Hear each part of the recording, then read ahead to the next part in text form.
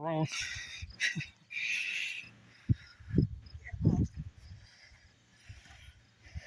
Wow, definitely needs to be cleaned.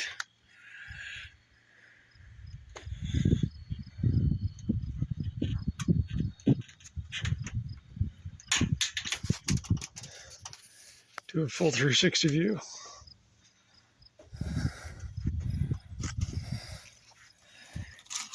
This is it's going to be messy coming down there.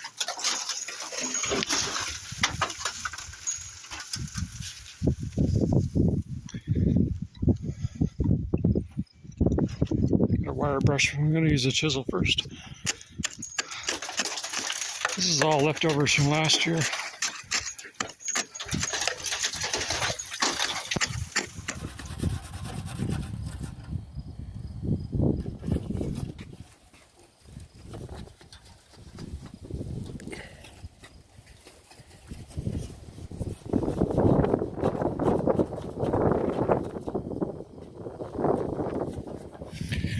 Alrighty, so fairly clean. I